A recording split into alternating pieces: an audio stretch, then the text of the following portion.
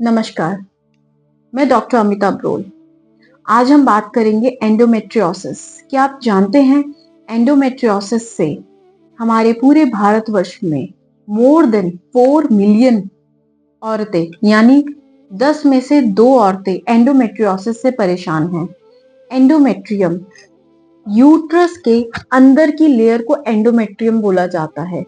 जब वो सेल्स जो यूट्रस के अंदर होने चाहिए वो उस जगह को छोड़ के यूट्रस में फेलोपियन ट्यूब, ओवरीज या बाहर एब्डोमेन, लोअर एब्डोमेन की तरफ चले जाते हैं और वहां पे अननेचुरल तरीके से ग्रो करते हैं तो एंडोमेट्रियोसिस के नाम से जाने जाते हैं। इसके कारण फीमेल को बहुत सीवियर पेन रहती है। नॉर्मली स्टार्टिंग में इसका डायग्नोस इस तरह से होता है कि इंटरकोर्स के दौरान बहुत सीवियर पेन रहना, पीरियड्स के दौरान बहुत ज्यादा पेन होना, पेनफुल ब्लीडिंग होना या irregular menstruation because hormone imbalance हो जाते हैं। इस तरह से जब पेशेंट को ये प्रॉब्लम आती है तो वो अपने चिकित्सक के पास जाकर अल्ट्रासाउंड या एमआरआई की सहायता से इसको डायग्नोस करा सकते हैं। एंडोमेट्रियोसिस में सबसे मेन सिम्टम जो है लोअर एब्डोमिनल पेन ही रहता है, लेकिन इसको ठीक कैसे किया जाए? एलोपैथी में इसके लिए लेप्रोस्कोपिक सर्जरी बताई गई है। सर्जरी के द्वारा वो इसको निकाल तो देते हैं, लेकिन इसकी एक नेचर है कि ये नेचुरली बार बार ग्रो करता है।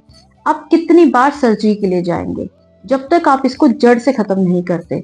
तो आयुर्वेद आपके लिए लेकर आया है एंडोमेट्रियोसिस को ठीक करने का, जड़ से खत्म करने का आयुर्वेदिक रामबाण इलाज पंचकर्मा।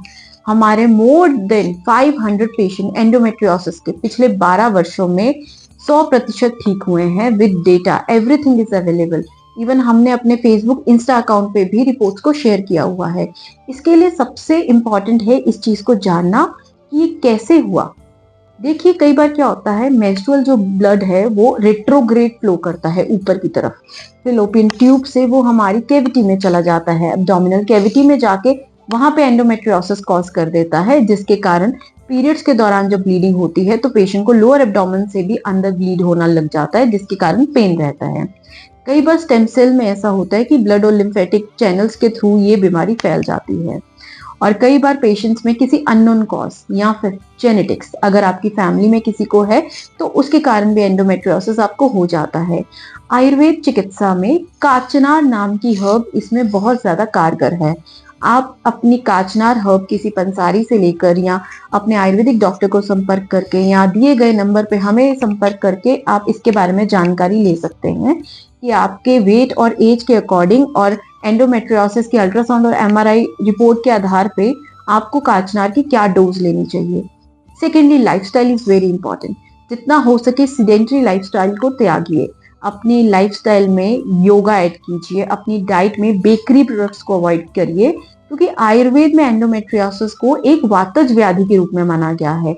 और वातज व्याधि जो है रूक्ष और ठंडी चीजें लेने से बढ़ती हैं, जैसे आइसक्रीम, कोल्ड ड्रिंक, जूसेस। आप फ्रूट्स लीजिए, व्हाइट चने, उड़द की दाल जिसको हम माँ की दाल या दाल मखनी के नाम से जानते हैं, इन चीजों को अवॉइड करिए, मैदे को अवॉइड करिए, बेकरी को अवॉइड करिए, घर का खाना खाइए, दलिया खाइए, चीला खाइए, बहुत ऑप्शंस अवेलेबल है। जितना आप अपने आप को हेल्दी रखेंगे उतनी जल्दी आप एंडोमेट्रियोसिस से निजात पाएंगे। और पंचकर्म के द्वारा शमन शोधन चिकित्सा के बाद हम करते हैं उत्तर बस्ती। उत्तर बस्ती है एंडोमेट्रियोसिस को जड़ से खत्म करने का एक रामबाण उपाय। ऐसी और जानकारी के लिए हमारे साथ जुड़े रहिए। और अगर आपको कोई पर्सनल इशू है और आप हमें संपर्क करना चाहते हैं तो दिए गए नंबर पे हमें संपर्क करिए। धन्यवाद।